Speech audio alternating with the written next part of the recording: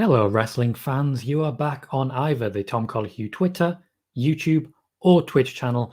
And today we've got a bit of an impromptu show that I spoke about on Friday as something that you definitely want to tune in for. We are going to be talking about our experiences in wrestling journalism, but we're going to be speaking about it outside of the US in many ways and our experiences sort of backstage in wrestling journalism as a whole. I'm Tom Colohue, for anyone who doesn't know, but I'm not going to be alone on this show. I want to bring in someone who has interviewed me in the past, someone who's worked extremely hard for his region and people who cover wrestling in his development areas and all the news there. I want to introduce Gleb Karaki. Hello, Gleb, sir. How are you? Hello, I'm doing fantastic. Thank you very much. So, yes, as was mentioned, I was covering a lot of wrestling journalism in the past, I think, 4 years or something like that. I started in late 2017. I wasn't even hitting. I think I didn't even hit 18 by the time when I started. To do wrestling, and I was working. Even though I myself live in Czech Republic, we have been covering wrestling for fans in Russia, and by I think just 3 or 4 months, I've become first basically a senior editor for our writing apartment, and then just all of a sudden, people went, okay, let's go the hell with it, and and just make you an editor-in-chief basically. And then I decided to run things, all around, not that much maybe, but still was running it all around, and I've been doing that for 4 years. It makes such a time. I completely understand that. I first picked up my first wrestling job at PW Torch at January 2017, so around the same time actually. Okay. And essentially I've covered wrestling from there. Initially the Roman Reigns amateur, so just a comedy article. Couldn't call myself a journalist at that point, but then working with Fansided, Sportskeeda, and now currently still with PW Torch. The wrestling journalism side is still very, very strong. Firstly, a shout out to the chat. Brandon is here saying hello, Tom, and good to see you as always. Thank you very much for joining us, Brandon. If anyone does have any questions for myself or Gleb for any of the topics we raise or anything that we discuss here, by all means, jump in with them. But we are going to, I've got a loose script in mind. You know me, I don't like to over-plan things. But we are going to be focusing a lot on the differences between UK, Russia, and US wrestling journalism, because wrestling journalism as a whole is such a many varied creature and a varied creation that it's really hard sometimes to just keep track of what's going on there. I sort of was writing comedy articles and then ended up in wrestling journalism because I'd go to wrestling shows and meet wrestlers and get talking to wrestlers about things that interested them. Also writing books. Also writing books, yes. I have been a writer since I was 6 years old. My first self-published novel was 13 years ago, and things have been continuing on since then. Gleb, you've just said that you basically accidentally walked into an editor-in-chief role. You had previous experience, of course, but it was a case that you were originally brought in as a writer and then they needed an editor-in-chief. Basically, yes, because at the time when I came in, it was not exactly in the best of states, let me put it this way, because, okay, the media service that I've been working for, which is Wrestling Home, basically the biggest Russian media about wrestling that we have. They had a senior editor, basically, and yes, excuse me for those occasional sounds, but apparently my smallest dog is going ham for reasons unknown to me. I would really, really like to kick him out, but there's nowhere to. So, but so we didn't really have somebody like that to lighten up the mood and tell everybody, just let's get up and do things. And then I came around, and it was probably one of the funniest and the coolest parts of my work, because when I came in, we had a schedule when we needed to write the reviews for all of the shows, because we were one of the least media services that were doing this, basically covered the whole coverage of the show with explanation, what have happened, why it happened, and things like that. And then we were doing like standard issue materials. And we needed those every single day, excluding those days when we had when we had some shows at hand. Hello, Ed Fries. And so we were covering, I think it was 3 Three shows at the time. It was SmackDown, it was Raw, and I think it was on NXT, but I'm not exactly sure about that, but I think so. And every single other day, I was writing a story every single day after that. And we were like literally going ham every single week. Both of us, me and my friend, who became my very good friend, who was, my boss at the time, basically. We were literally like every single month we were producing approximately 7 to 10 or 12 stories per week, which was just a blast of hard work, but a blast of a time, I have to say that. It's similar to my situation at Sportskeeda. I was originally brought in with the position that I would be writing backstage stuff, but I had no idea what constituted the news that they wanted. So the first few articles you'll see if you go back, my managers there were essentially saying to me, okay, this has been in the news. Do you have anything on this? Do you have anything on this? And the structure initially was really constrictive, but I ended up at a point where I was writing so much and so much, but it completely stopped being about the news after a little while. I ended up on live streams and preview shows. It's amazing how you can be brought in with the idea that you're going to do one job, and then just by the nature of wrestling journalism, you end up doing so much because there's such a need for it that you end up on a completely different job. You would think with the amount of people, if I go online on Twitter right now, I can find you thousands upon thousands of wrestling journalists, wrestling writers, people who have freelance journalist or something like that in their bio. And then you go to an actual website or you go to see their work, and it's mostly opinion pieces or it's regular columns. Plenty of place for that. But then you get someone with an experience in journalism and suddenly they are grabbed onto with grappling hooks and nobody wants to let you go. They want you to do just a little bit of absolutely everything. I've been working for a number of different companies. There are times when I've scripted the PR apologies for one or two companies for in my growing up years, as it were. And it's just very difficult sometimes to keep up with everything that's happening. I did mention Sportskeeda a moment ago, one of the sites that I used to work for. Ian also writes this, and hi guys, I write wrestling articles as a passion and enjoy seeing your videos. Thank you, Ian. Glad to see you joining us. Hello there. Unless you have something to say? No. I am going to add into one of our questions then. You've spoken about being a wrestling journalist in Russia. You live in the Czech Republic. Is wrestling fandom big in your area? Firstly, Czech Republic, but mainly Russia, where you wrote for. Well, as much as I know about Czech Republic, and there's not that much that I know about because I never really had the luxury of time to spend on, trying to explore into other areas. But as much as I have seen, it's basically even in a worse shape than it is in Russia. Basically, all the sites that you can confront with are limited to Facebook pages or maybe very poorly constructed sites that barely work. And that considered, that's considered to be a working agency. I mean, I understand there's a limited amount of kit that you have, but it's not something that I, was particularly impressed by.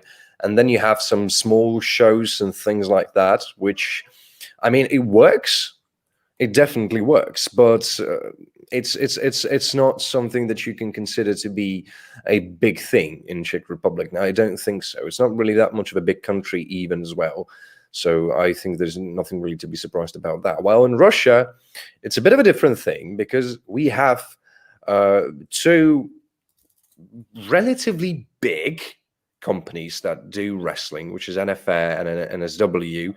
One of them is being Independent Federation of Wrestling, IFW, I think it is called in English. And then we have Northern Southern Wrestling. I can't remember the name of it, but it's one of them. The IFW is located in Moscow, and the other one is located in St. Petersburg. And it's a bit of a bigger thing because people, go abroad, they take broad wrestlings into it and things like that. They try to make it as big as possible. But it's a bit of a different thing when we are approaching the audience and when we're approaching quote unquote wrestling fans, which is then it starts to be more connected about the way you run a media agency, which was probably one of my biggest struggles in work, because I think that there is an interesting tendency of I know it all syndrome that's been happening for quite a long time. I mean, I can't say that I always have a legit information. That's absolutely not true. And sometimes, and most of the time, I'm making assumptions and not working with real facts because I don't really have access to those absolutely real facts. I'm not Dave Meltzer, who has his fingers in every single pie and every single dish. But people, what baffles me is when people are absolutely, determined that they know what is happening in the head of an 80-year-old businessman who's sitting in America on a tons of money, and they know precisely the way he thinks. And I'm like, no, you don't. And I don't. And nobody does except that man. That's a different thing when we're approaching the wrestling itself in the country, and when we're approaching the media agency sort of things in the country. That's I would say that's two different dishes. I completely understand what you're saying there. I'm going to catch up with the chat just before I respond to it, however, because I want to keep up with as many of these comments as I can. Mags, for anyone who isn't aware, likes to come up with stranger and stranger nicknames that involve my name. So he's gone with S. Tom Ake, which is lovely. Thank you, Mags. Welcome to the show. Always hello. Really glad to have you here. How dare you? How dare you? And Brandon is saying this chat is already better than tonight's Raw. High praise indeed. Thank you very much, Brandon. That's a 5-star over here. Ian is leading me into what my response will be on this, saying he's from India, and the indie wrestling that takes place here just has a bunch of hardcore spots bunched together for no fault of promotions, as people here only like big moves. And I think that's something worth mentioning, because wrestling is different based on location.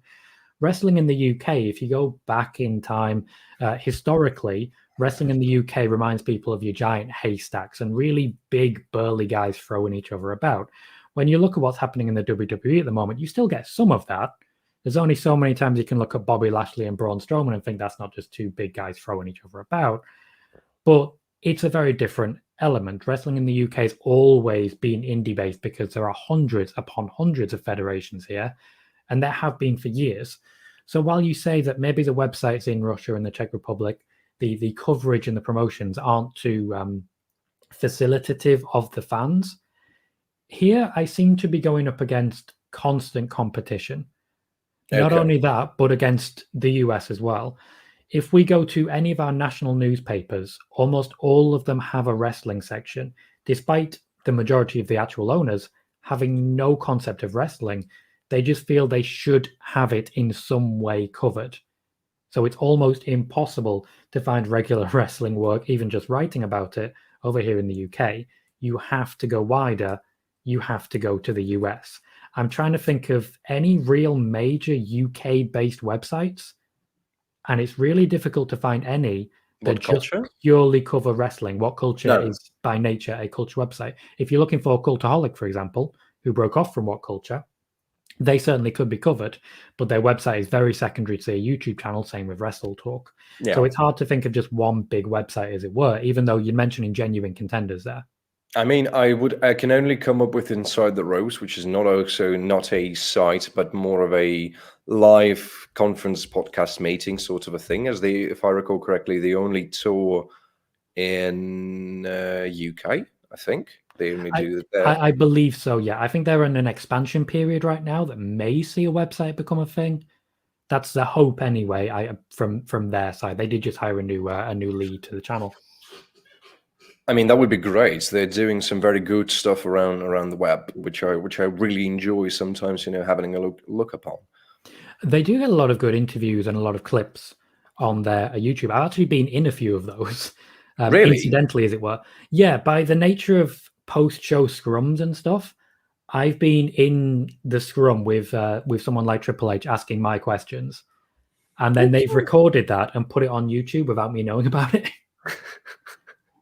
So yeah, you have that moment afterwards, like, oh, okay, that's a thing now. That's a thing. Well, at least you could, I mean, at least you know that you're doing something good if they're taking this material and posting it. Then Yeah, clearly. you know you've done something good.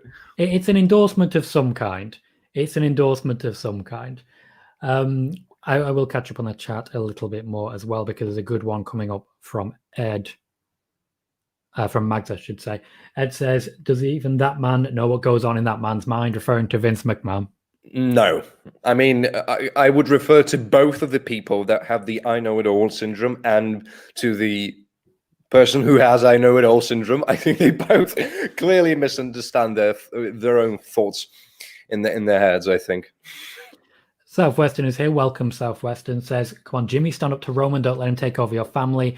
In about an hour and 45 minutes, we will be doing our Raw preview show and talking the upcoming wrestling that we have tonight there. We'll be able to talk a bit more about that on twitch.tv/Tom Colahue. Now, a bit more from Ian talking about India. Obviously, one of the reasons I want to talk about a little bit about the Indian market is because I worked for Sportskeeda. And I've almost worked with you. Very true. So when it comes to Sportskeeda, they very much are based around a global market, but India is such a strong market for reasons that Ayan mentions here, and that this will turn into a question in just a moment. Saying that in India, wrestling was mainly the mud wrestling and the Olympic mat wrestling before the Great Khali came around. Post that, the only news coverage here was Mahal winning the title in a bulletin. Of course, Sportskeeda right now is covering a lot more global wrestling, but still doesn't focus too much on what is actually happening in India. As regards what we were talking about UK websites, Mag says there's a few fan-built ones that are popping up, but nothing really mainstream. As someone who would love to build that sort of website, we have to be aware of things like this. The fact that there are limitations to websites like that and the difficulties that you get outside of the US. But I want to go back to what Ayan's saying here, specifically around before the Great Khali came around. WWE for a long time have been trying to put focus in certain global markets. They brought in Mahal as champion to try and appeal to an Indian market. They brought in a number of people, I think, for example, Vladimir Kozlov, to try and appeal to a Russian market. Do you think that works? In a certain way, I would say, because I honestly do think that characters like Vladimir Kozlov and Ivan Koloff, I think his name was. I think there was also some kind of a Kozlov. I remember even writing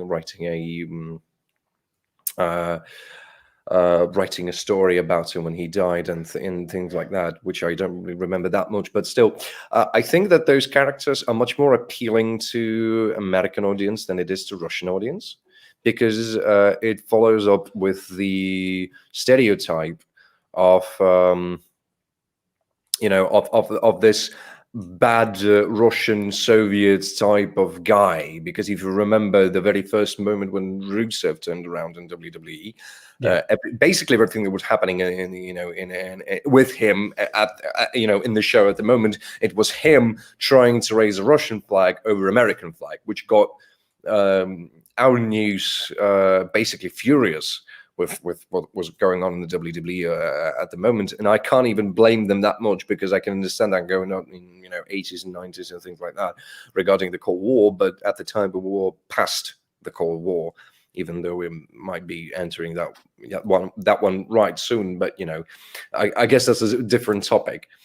So I would say these characters are not that much appealing to the Russian audience than it is appealing to American audience. Although I have to be honest, people are excited when they see somebody coming from either Russia or post-Soviet countries to pop up in WWE or AEW or things like that, because it's always interesting to have our people, as we call it, out there in the big league. Everything that we are kind of used to is people popping up in Singapore, maybe India, maybe some less promotion somewhere around Europe. And when somebody comes up, an American just goes, "Okay, we're dealing out." That's big. Just in AEW, we had Natalia Markova.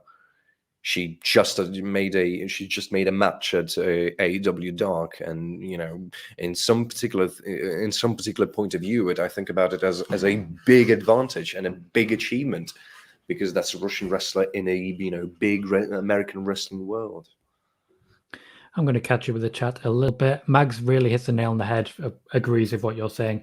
The problem with that is that WWE often go the evil foreigner heel trope, as you're talking about raising the flags.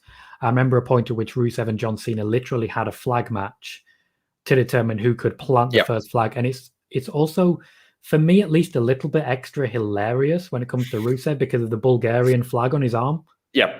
Which makes it very clear that he's not Russian. Absolutely not Russian. And at no point did he even really pretend to be. It was more Lana doing it for him. CJ Perry at Total Divas, and she's lost the accent now as well. Yeah, she's not even Russian as well, and she can't really speak it. No, such a confusing time. Ian says, sorry for speaking a lot about India. Absolutely no worries. You bring in sort of the ideal point of view to this chat for what we're talking about here.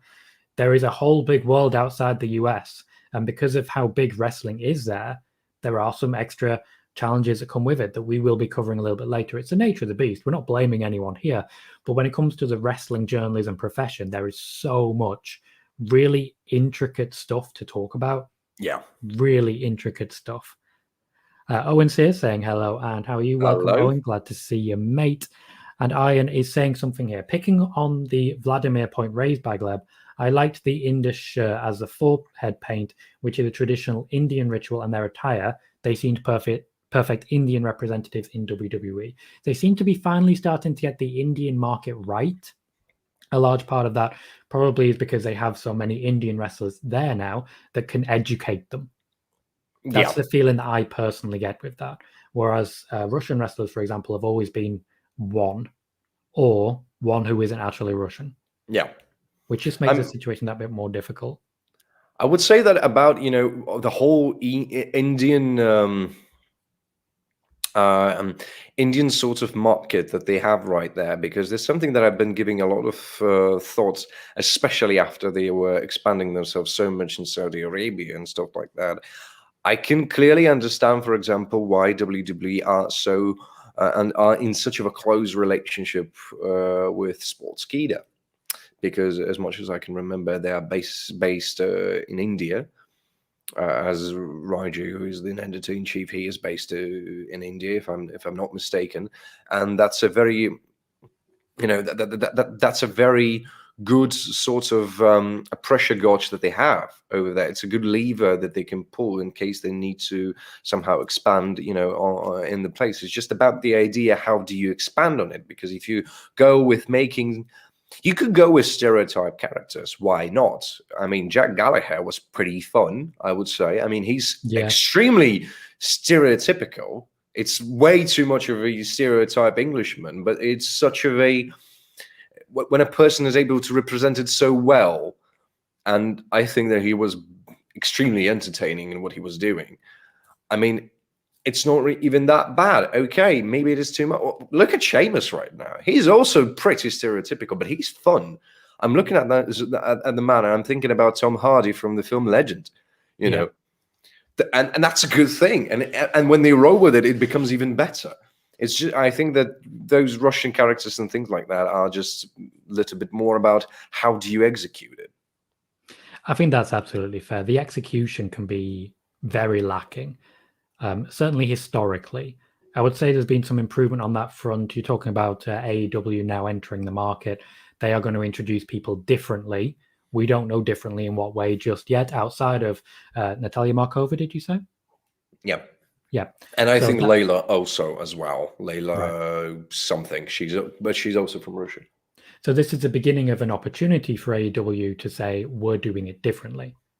Yeah. And look at that representation outside of the US and see how they're handling that. Of course, they do also have Miro, formerly Rusev, so we'll see if they use his Bulgarian heritage at all. And if maybe he chooses to. He may also not choose to.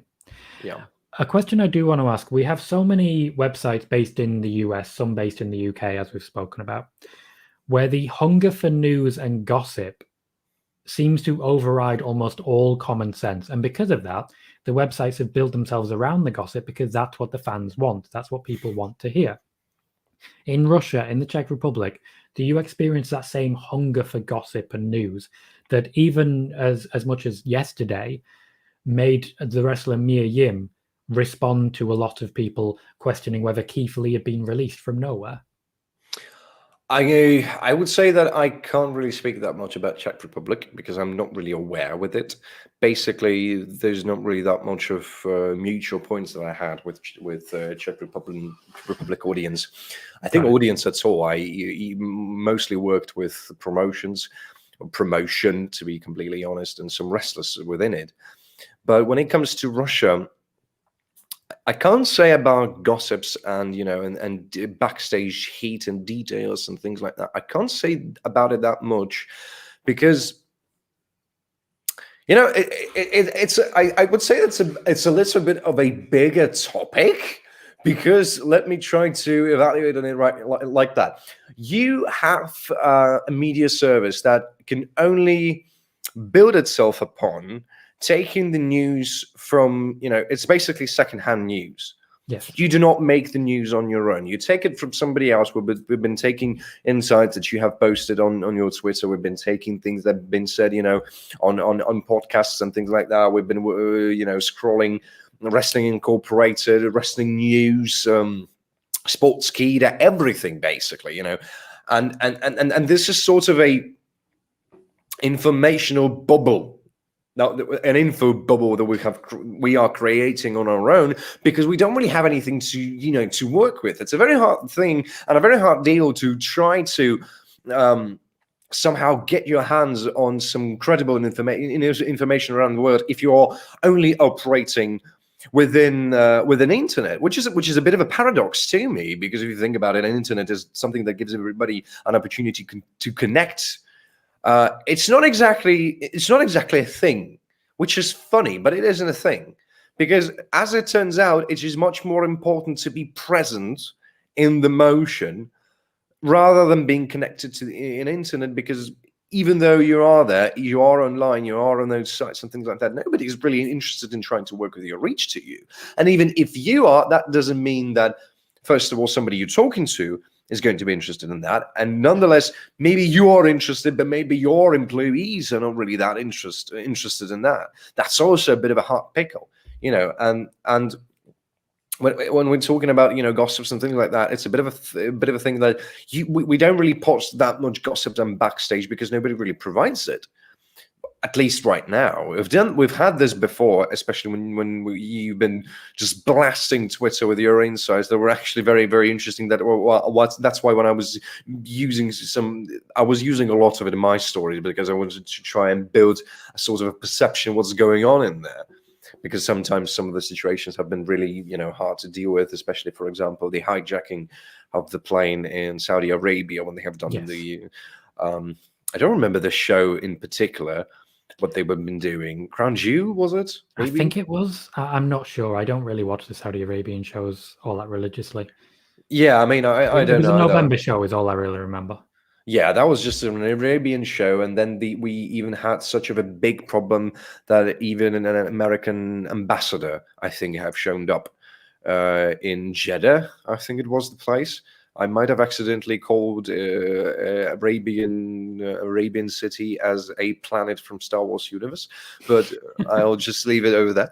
So that's a bit of a different thing. I think that what Russian audience is craving for and interested in, as much as I can speak about it freely, is a discussion, but not really that much of an open discussion with the journalist, as much as just a discussion within their own ranks of the audience itself. As much as I could, had a experience with journalism overall, because I haven't really been doing only wrestling journalism. I have also been trying to do gaming journalism and things like that. And as much as I can say, nobody relates that much to what's been written. People are more related to what commentaries has been given, to the article you're looking at. Okay, I get what you're saying there. I'm going to catch up a little bit here. Ed says Hirsch. I'd imagine that's Layla Hirsch. Yeah, Layla Hirsch, exactly. Mags states it's a race to be first past the post with rumor and gossip, rather than factual stories with credible sources. We've tried to cover a lot of that here. In the show, the Raw preview show, we do a look at cage side seats and their rumor look back. They go back 6 months and see how much that they have presented in their top 5 news sources of the day has been proven true. And it's just over 50% overall. We looked at this, and at some point I'm going to go through all of the damn thing and work out who are the most trustworthy and most non-trustworthy. But like, That's why they call it gossips. Exactly. It's a rumor column, and they're very open about that. But it's like it's either 52 or 56%, somewhere in that region, which is not a lot. It's really not. From what you're saying, it sounds like people are more interested in commentating on the commentary and looking at the punditry, and which is why I'd imagine things like the recap articles do so well. This happened here, here's what I thought of it, rather than detailing, okay, this happened backstage and spoiling what might happen going forwards from there. Ian says it was the second crown jewel, and that is a show which happened. Thank you very much, Ian.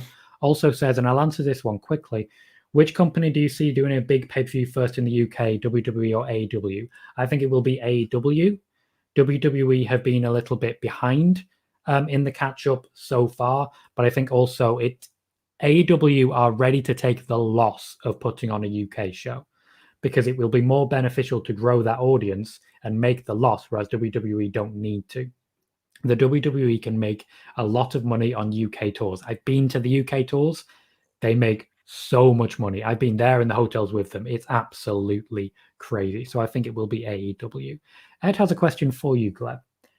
How difficult is it for you to obtain interviews or access to media calls being so far away? This is something I wanted to cover a bit further down, so I'm glad you've jumped in on this one, Ed. I'll leave the question on there for you, Ed. Gleb, take it away. It's very fun, I would say, like this, because, well, covering interviews is something that you can't really do most of the times, because if you want to get an interview with somebody from the bigger companies, and you don't have your finger in that pie, then you're not going to get it at all. Because and we've been joking around about that with Tom quite a lot over here, that press, basically, PR department, it never works. They just don't. I feel like they don't intend their work office structure whatever at all, because I haven't been answered with any of my emails at all. I've sent 3 emails to Impact Wrestling, I've sent 5 emails to AEW, and I've sent 3 emails to WWE just in about of 2 or 3 months, and I haven't received a single answer at all,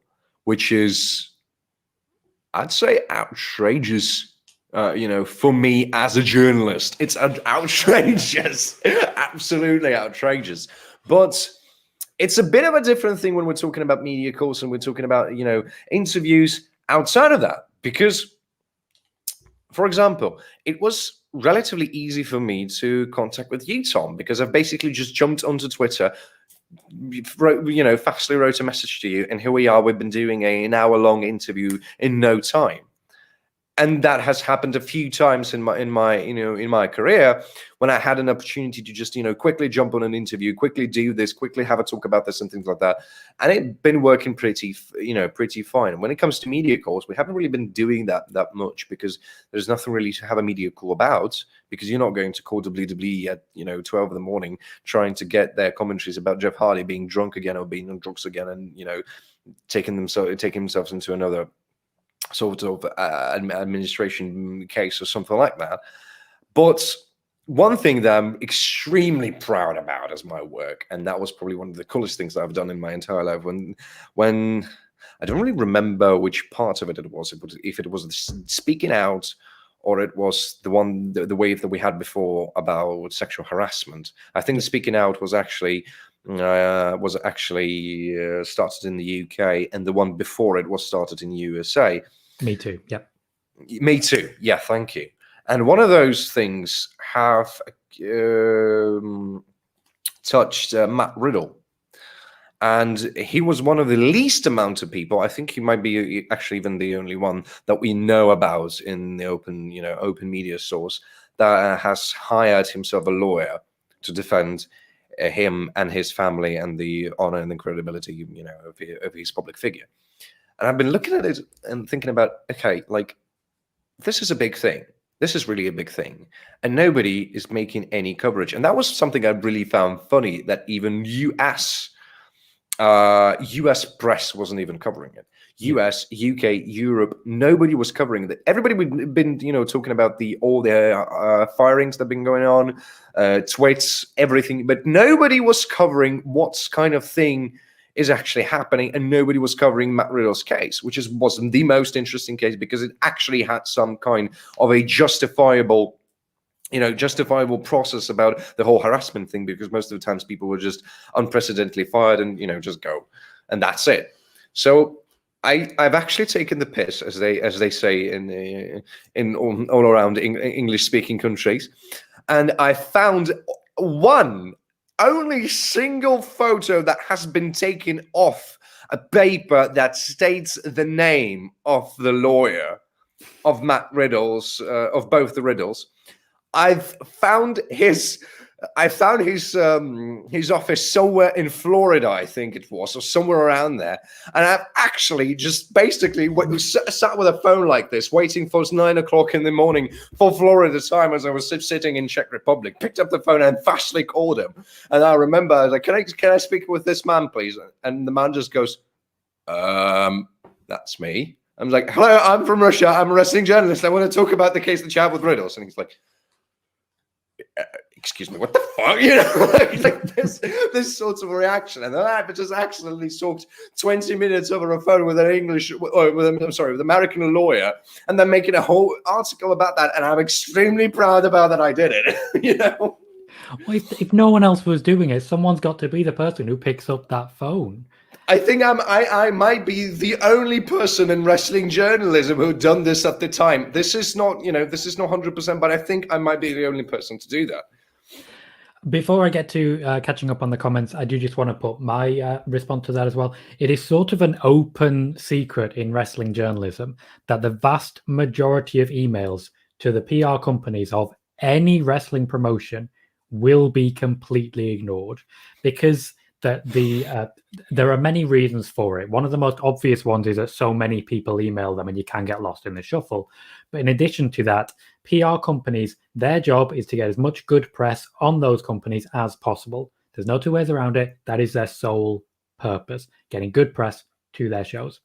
There is a reason when something is announced by the WWE, they will say, first announced by CBS Sports, rather than first announced by Mat Men Podcast, for example, who actually got there first. The reason is something called domain authority, which means it naturally boosts higher in the Google rankings and it's easier to find. In addition to that, they want to be covered by sports journalists, not wrestling journalists. They want to be covered as a sport. This happened, no backstage talk. That's how they want it to be. So that's where they give the credentials out. That's one of the reasons Sportskeeda gets so much positive attention, because they are a gateway to India and they are a sports company. They are primarily a sports company.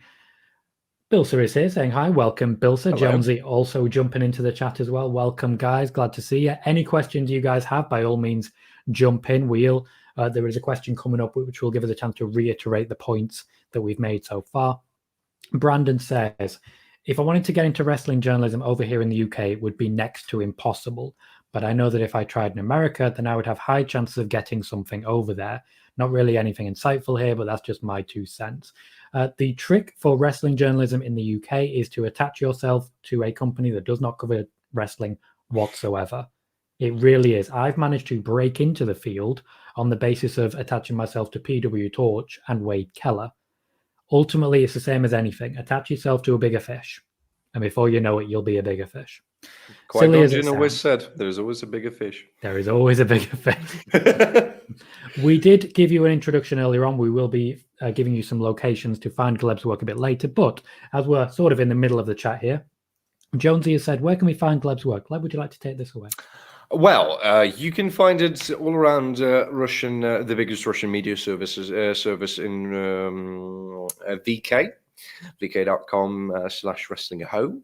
But you will probably not going to be able to read it because everything is going to be covered in Russian. And I haven't posted in quite a while as well because I haven't been really working there for a bit of a time. But I was thinking about actually starting my own thing a podcast sort of thing on YouTube, but I've never really got to push myself into it because I never really came up with the idea, what can I bring to the table that's going to matter more than people who are able to do this better than I do, you know? So like it was a bit of a thing. But in terms of English speaking things that I have done, there's a few interviews that I have done, which is one of them is with you, probably one of the best ones I've ever had. Then there was a Stanisław Van Dobroniak's interview that I've done, which is a Polish originated wrestler now based in Stockholm. He was doing a show in NSW, which is one of the Russian promotions we've been speaking about. I've also interviewed Ken Anderson, Mr. Kennedy, as some of you might know.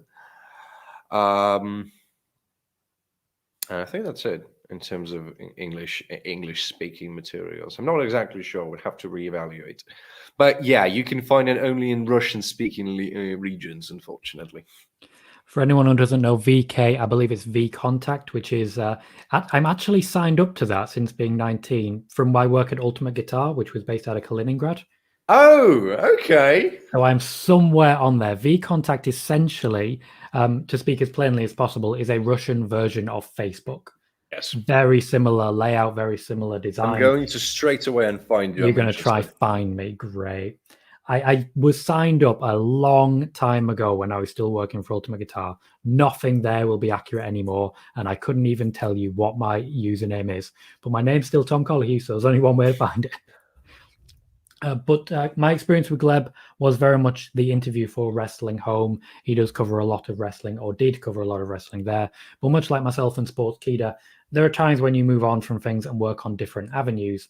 And at this point in time, I think we can all say, and this is true of the US as well, wrestling journalism is very, very rarely profitable.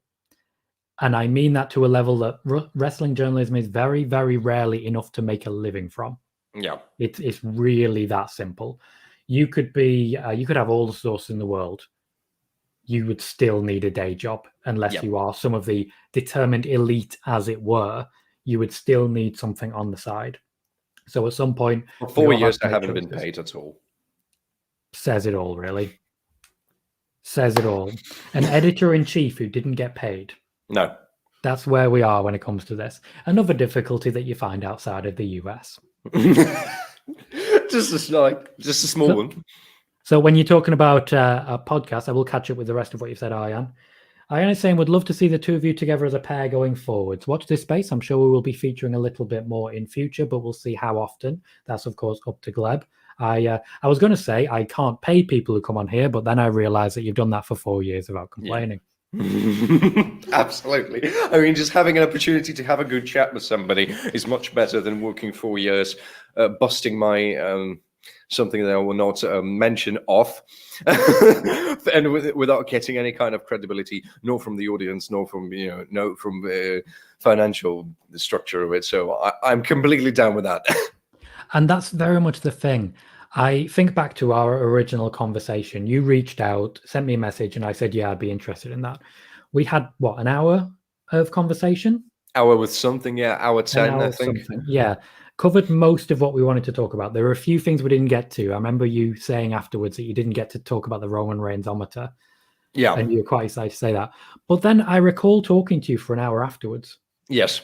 Just because there is a certain passion that wrestling can bring out of people. And these are the moments where I think to myself, yeah, I like this guy. Absolutely the same. That passion. You share that passion. So, hey, maybe we could make that work. The idea for my Twitch channel, my YouTube channel, is to eventually get to a point where I'm making enough to pay people. And hey, within 4 months on Twitch, I'm getting paid more there than I have been anywhere else. See, everything is plausible. Still not enough to live on by any imagination, but certainly we can have a talk about that and see if maybe there's something we could do together that makes us some money. Ian also said, on the interview thing, it happened with me as well. I tried getting Zicky Dice, the NWA TV champ. He agreed, then he denied. He might be busy, or he may have thought of not working with a beginner. This does happen, unfortunately. At least speaking WWE-wise, there are several times when a WWE wrestler has said to me, I'd love to have an interview, but I can't because the WWE won't let me. That is genuinely a thing that happens in the wrestling world. I'm not even going to say how many messages and emails do I have that have been sent to people who are not even working with the WWE anymore at all, and they haven't even responded, including Meltzer, Alvarez, Ryback, Prudius, who is Vladimir Kozlov known, and loads of other people that I can't even remember the name of already. So, And I'm absolutely the same. The amount of emails I've sent out to email addresses which have been confirmed to be correct, and you send them out and you don't get anything back. There is a lot of difficulty until you are a recognizable name in wrestling and wrestling journalism. More often than not, you will be ignored. And a large part of this is just making sure that people want their interview spread to as many people as possible. Yep. It's a difficulty. Until you are of a certain level, you can't get the interviews. But without the interviews, you can't get to that certain level. And that's just a difficulty you encounter. Especially when that's a circle that's just going round and round. Absolutely. And a lot of people are constantly, unfortunately, on it. Jonesy has asked the question, what wrestling does Gleb cover and what's his thoughts of WWE if he still watches? Well, I can't say I'm watching it that much. I'm still, I was and I am more of a man who was much more passionate about journalism itself than a topic of that I'm covering, because I just love the process of working with information and trying to get to the bottom of the line, what's happening and why is it happening. And in wrestling, it's a particular interest sometimes because what we get on, and everything that we have in front of our eyes is like 10% of things that is happening in the real time. Because I'm not talking about the production team, I'm not talking about people who are behind the desks, I'm not talking about the people who are commentating this, because they receive much more information than those people who are, doing the job on the ring. And that's something that I know a little bit about because I've been working at a TV station here in Czech Republic. That was one of my jobs. And I know how much things do I know and I am aware of as director's assistant, that people that work around, they have no clue about why is it happening and how is it happening, things like that. But I've been covering pretty much every major league, because I not limit myself to cover a company. I am leaving myself to cover everything that is a potential wise informational, well, I can't say a bomb, but something that contains information, something that is just worth talking about. Because it's not worth to talk about just a show. It's worth about talking what impacted the show had, and things. So that's that. And at WWE, well, it's the biggest company in the world that's trying to strip as big a monopoly as they can, and they seem to be really good at it yet to this day. Because even with the fact that we have AEW being popped off, they still haven't been able to reach the certain point of the monopoly player. Even though the hate behind AEW was extreme. It was absolutely enormous. I mean, I remember what was happening in my media service, and people were just exploding with things about it, And here we're still kind of living to the moment when million views for EW is a very good victory. So And really, given the fact that they've only been going for a year and a half, 2 years. They've done tremendously well in that time. I think. They have done amazingly. I have no doubt about that. But they can't compete with the biggest company right now. So they still can't. Absolutely not. Ed, I'm gonna read that out. Not going to ask it as a question, but says suggestion: Ring of Honor may be easier to deal with to gain access, as they likely have less handlers on their talent. In my experience, that's not necessarily the case, but I don't have that much experience with Ring of Honor itself. It's one of those, until you start, it's hard to know, but even then, we are going to be careful about how open we're going to be about certain companies and the work that we do with them in this particular one. For example, Brandon's just asked me a question, which, for reasons which I'm sure you can work out, Brandon, I'm going to completely ignore.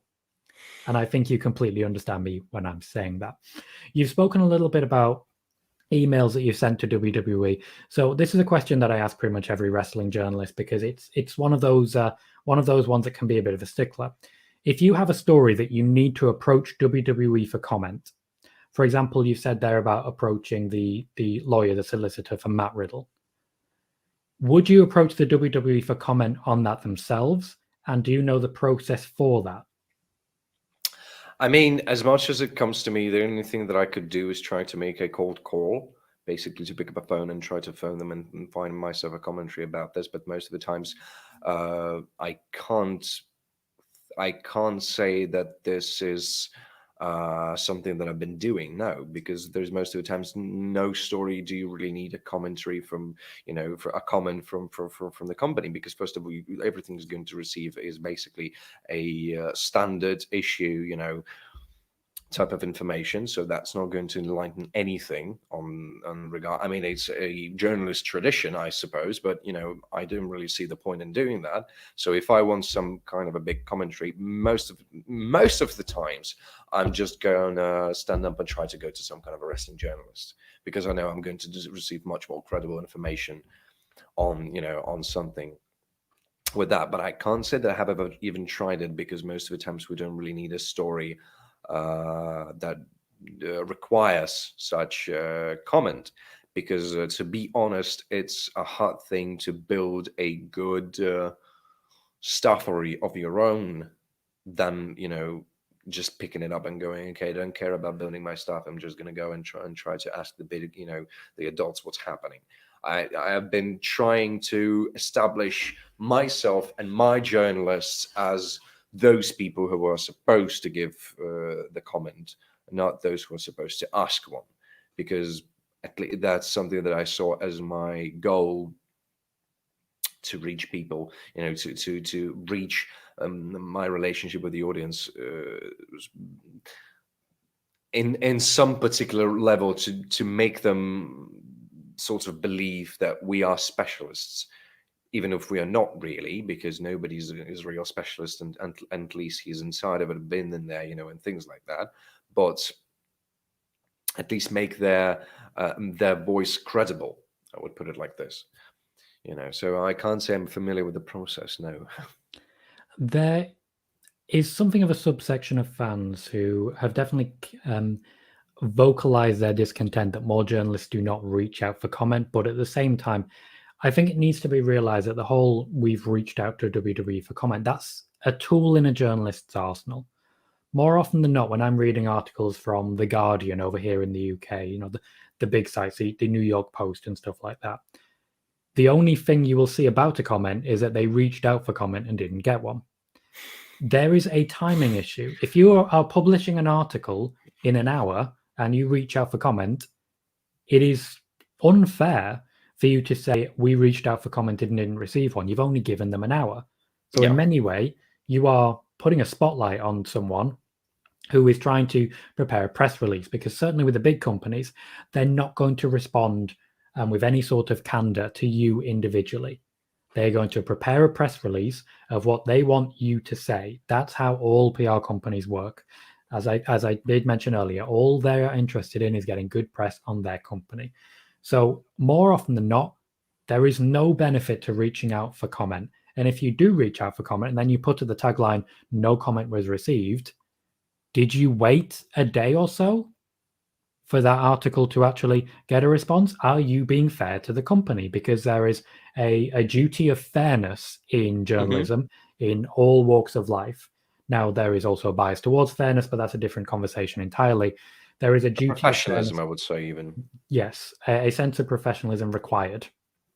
And many websites are seemingly getting credit for breaching that, in my mind, for saying that they reached out for comment when they are still actively publishing information that they have taken from backstage or behind the scenes, as it were.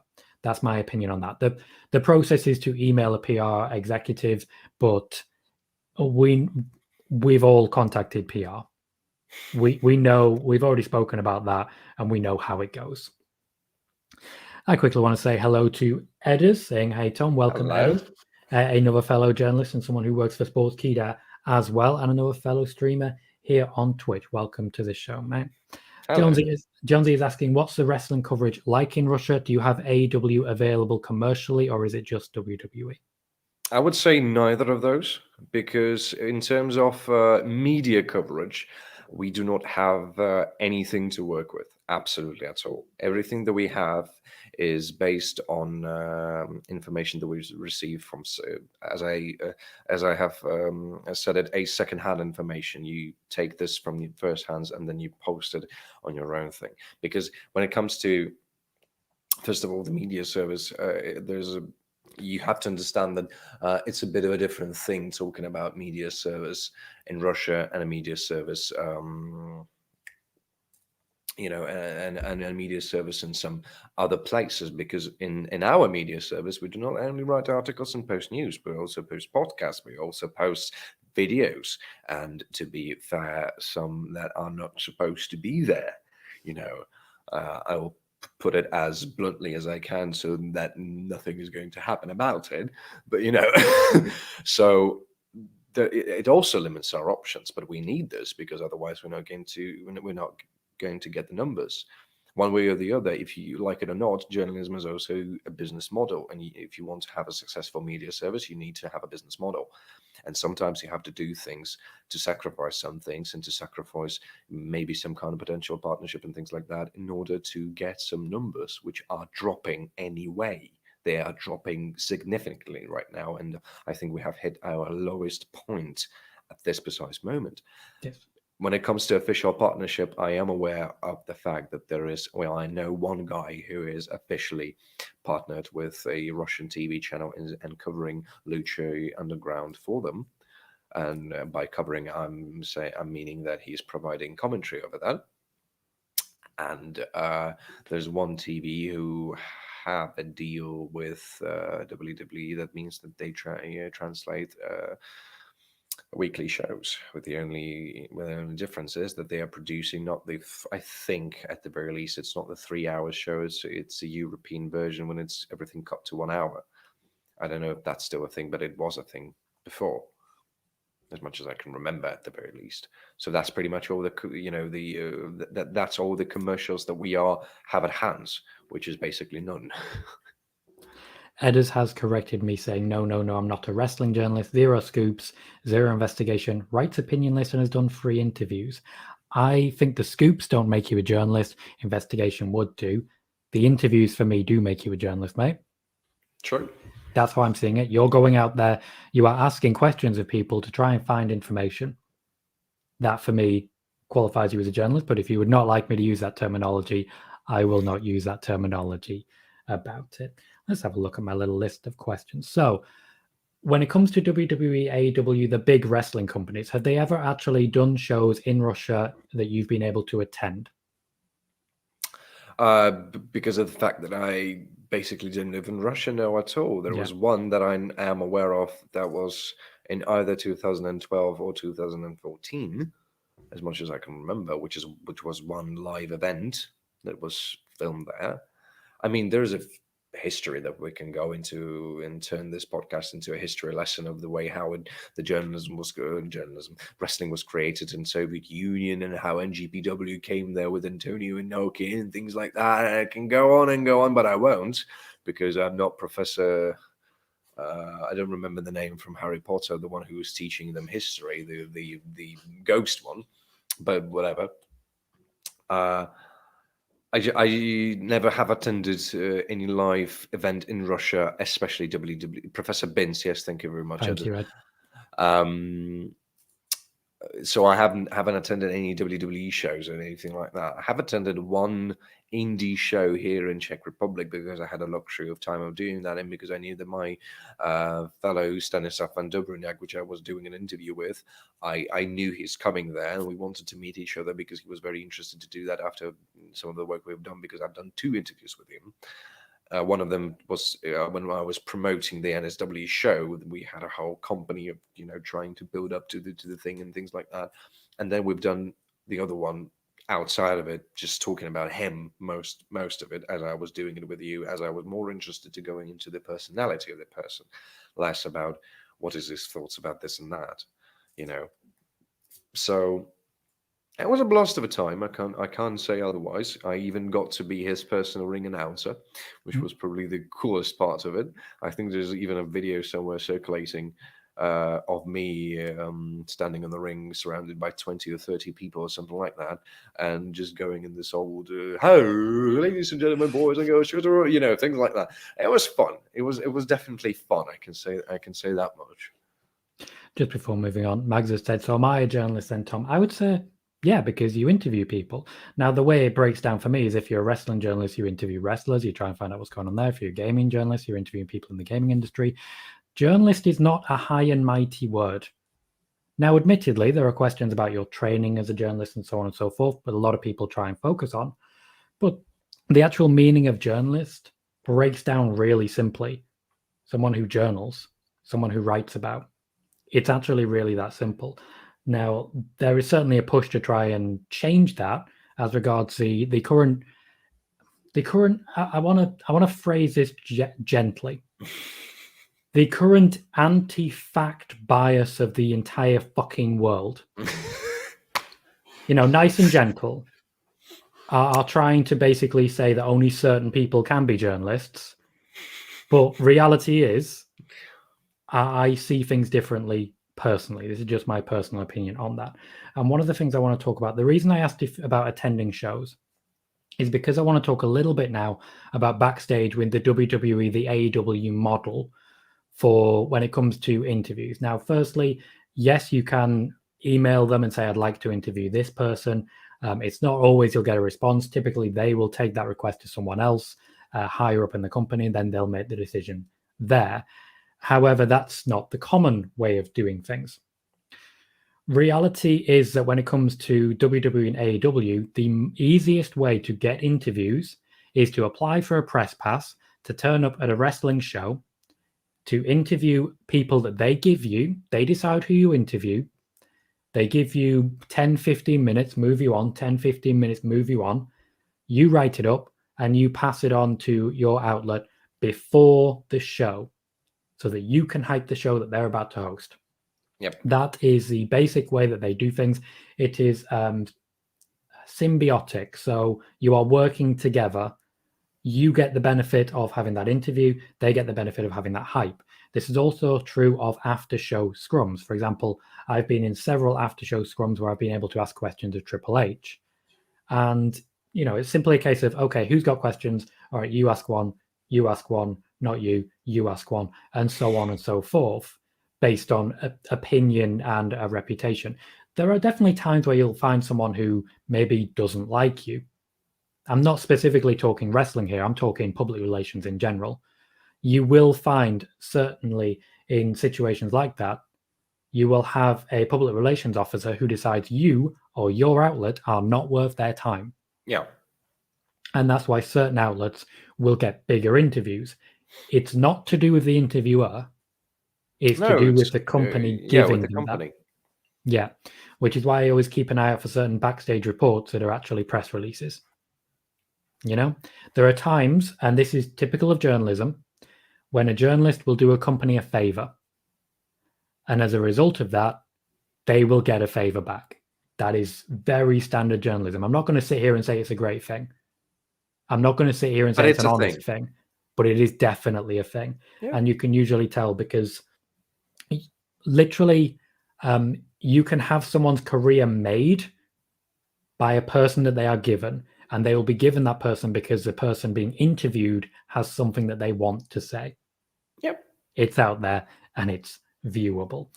To catch up with what's going on in the chat, Mike says, I'm adding journalist to my Twitter bio. You go right ahead, mate. It's a Twitter bio. Who's going to stop you? It's not legally binding. You can say whatever the hell you want. Ed says, poor YouTube listeners. Twitch is used to Tom's bad language. That is true. I am on YouTube, aren't I? We've been on for an hour. It'll be fine. It'll be fine. WrestleScope says, I report stories that I see from other outlets. Not sure I would consider myself a journalist. And that's absolutely fine. If you're reporting and collating information, maybe that doesn't put you in that category, depending on your opinion of it. But at the same time, if you are sharing that information, then you are informing the public. Yes. And as such, that is the crux of journalism for me. Absolutely. You are informing the public so that they can make an educated decision. One of the reasons I was so keen on reporting stuff about Saudi Arabia and all that was going on there is because it's really simple. The public needs this information to decide if they want to watch these shows or, in fact, WWE. This is a big question mark for me personally when it comes to journalism. When you look at the stories that are out there, ask yourself the following question. Is it in the public interest to have this information? If it isn't, why are you wasting your time with it? That's just me personally. That's how I view journalism. Ed is asking, did you see the latest drama with Wrestling Edge? I did. Massive clickbait. Huge, ridiculous clickbait. It's half of the course across the world. Half of the course. Yeah, they took a tweet and decided this was the worst thing in the world.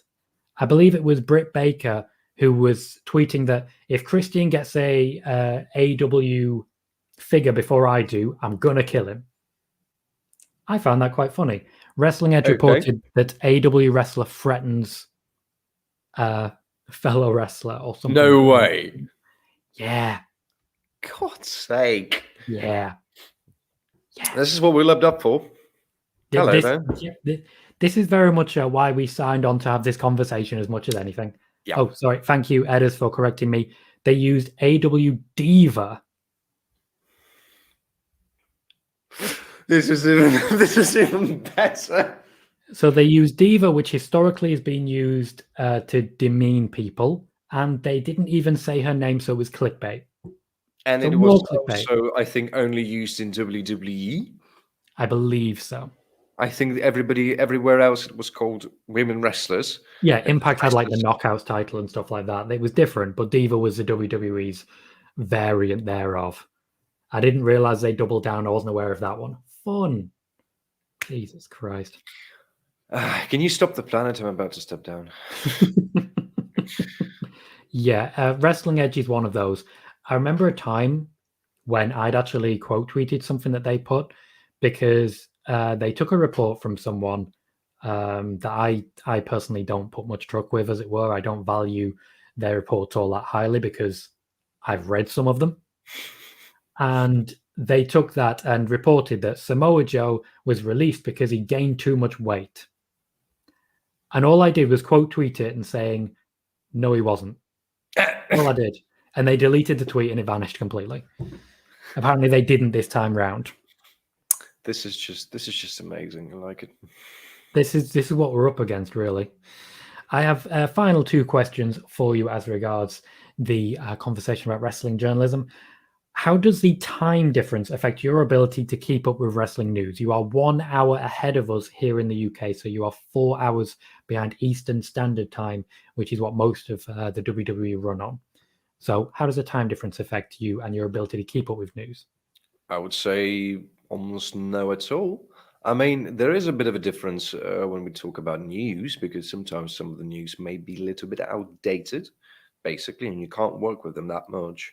But for some reasons, most of the time, well, not for some reasons, but when something breaking, is happening, and this is going to be a breaking news, you just basically wake everybody up and go, okay, let's chop, let's go work, and you help them to do that. When we have, for example, when the first wave of firing at the pandemic course was happening, it was happening around 12 of my time, which made it around 2 in Moscow time. And I basically just punched everyone in the face and went, okay, get the hell up, let's go and work. And we've been, 3 of us just basically putting all of those names together and trying to get as much as we could, and things like that. But outside of that, I can't say I have this sort of a problem with time difference, because in the end, this is internet. You can have access to anything at any given time. It's just about whether you know how to access it or not. I've had positives and negatives on this one. So negatives, as it were, we've talked about the building the name and the concept of a scoop and all that. I'm not the most connected man in the world. I've never claimed to be. But when it came to, for example, the Saudi Arabia, the plane that we talked about a little bit earlier for Saudi Arabia, I was working at my day job and I got a message through on Twitter, and I was checking on my break, And there it is. Okay, this is what's happened in Saudi Arabia. There's been a refueling problem. We've all been told to stay on the plane. And then a couple of minutes later, okay, we've been told to get off the plane. But I couldn't report that because I was at my day job. So for 8 hours, I was sat on that information without being able to do absolutely anything. So that's the reason why you didn't have any insights. Because I was waiting for them. Honestly, I was actually sitting and waiting until you're going to post something, because I was refusing to post Shepherd as much as I could, because I said, no, I'm not fucking do this. I'm not going to do that. You won't make me. And then when I understand that I have no fucking choice, I just went and done this, you know. Yeah. Yeah, it's literally, I was sat for 8 hours at my job. So by the time I actually was able to share that information, it'd all already been shared by different reporters, as it were. It's one of those. But at the same time, I've had some positives. After TLC 2019, the match where Kairi Sane got concussed in a tag team ladder match, in a TLC tag team match, she was with Asuka against Charlotte Flair and Becky Lynch. Mm-hmm. I woke up to the simple message, Kairi Sane's got a concussion. It happened when she jumped onto the table with Becky. Something went wrong. She hit her face on Becky's shoulder. Okay. She's going to get checked out, but we reckon she'll be back just in time for the Rumble. So that's what I put. And because of my time difference in that regard, it was 7 o'clock in the morning my time. So that's 2 o'clock in the morning US time. By the time US woke up, it was already there. Okay. Now, this is one of those that was a really quite in-depth one that was proven without any shadow of doubt. People didn't report it as actively. So, like, for the next couple of weeks, Ryan Satin was saying, oh, they've cancelled this match with Kairi Sane. They've cancelled this, and so on and so forth. And then when she came back the week before the Royal Rumble, that's when you had, like, the official confirmation of exactly that's what the case was. But it's one of those who did pick it up had it way ahead of anyone else reporting anything about it. So there are positives and there are negatives that I've found for it. Ed Fries has just said, nobody should report Shepherd. I solemnly agree. Just sometimes you don't have a choice because you need to work with some kind of information. And surprisingly enough, Shepherd was providing a lot of input and insights of what's going on in there. And I'm really, really surprised that he was doing that, because this man is not one of those people who are supposed to provide with some credible information as much as my experience go in. Not talking about the man he is himself, but well, we didn't have any choice at the moment. That's a problematic of non-American media service. You don't really have a luxury of choice. You either report it or you don't, and then you haven't given this piece of information, and you're not making yourself credible, because we're not the only one around there. There's other people who's doing that. We spoke a bit earlier about wrestling journalism and journalism in general as a business. And there are some really good resources for this. Ed mentioned the TV show Newsroom, which was an Aaron Sorkin drama, which is actually very true to life as regards that. And even in the first episode, they make a point of saying that they'll get a piece of information, right or wrong. If they don't report it, everyone else just did. Yes. And because everyone else just did, the average viewer has decided that it's right. Yes. So the fact that you didn't means that you're wrong. They've turned off. They've stopped paying attention to your website. You're outdated because you didn't post something that may or may not be correct. But it's about how you post it.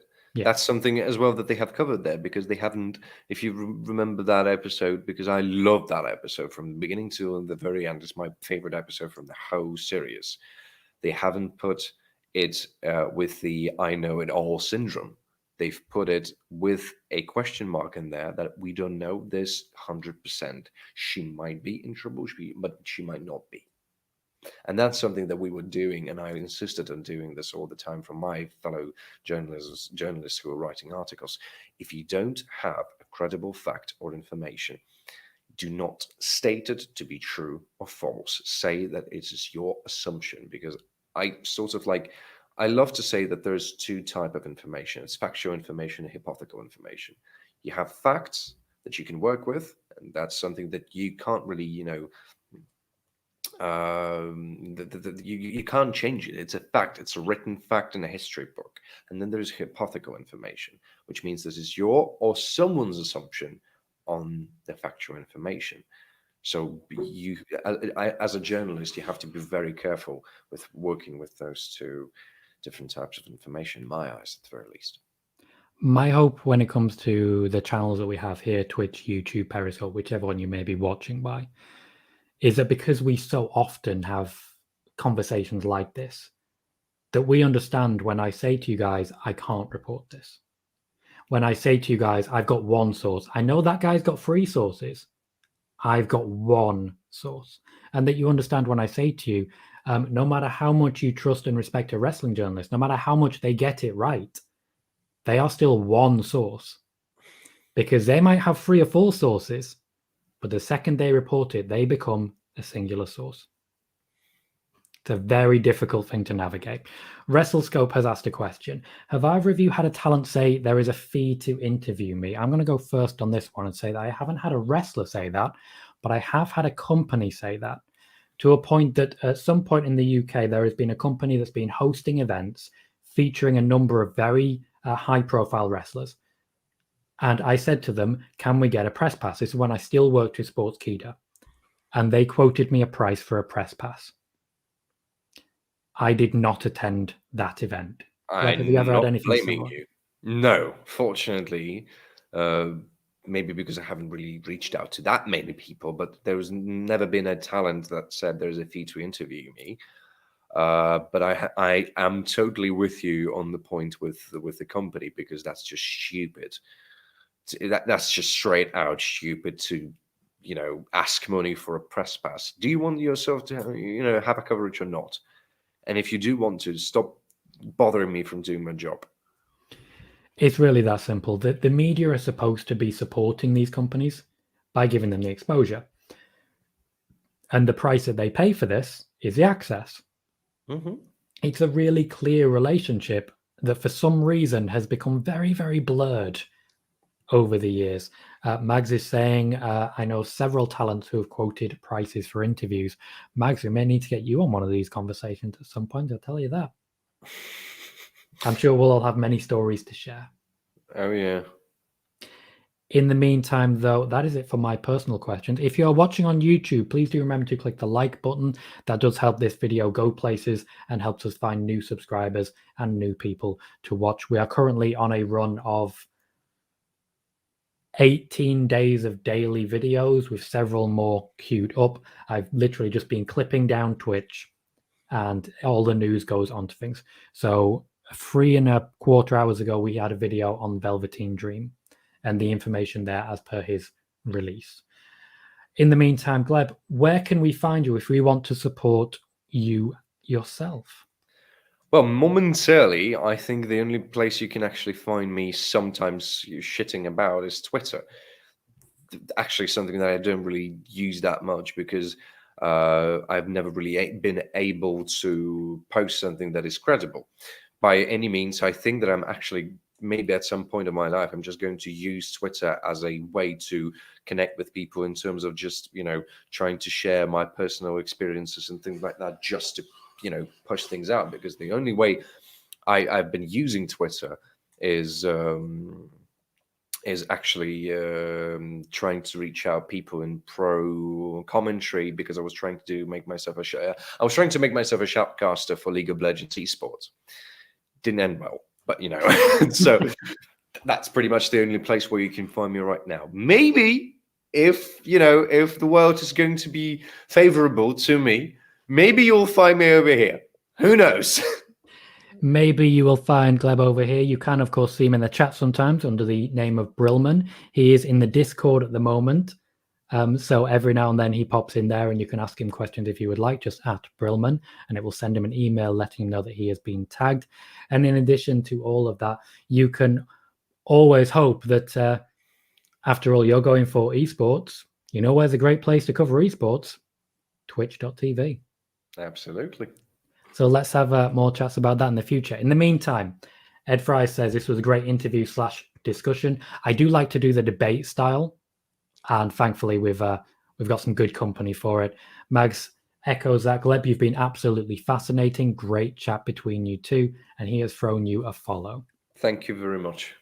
Thank you very much. In the meantime, Gleb, if you'd like to stick around for a moment, I'm just going to close the broadcast and then we will sign off. Brandon also says, thanks, guys.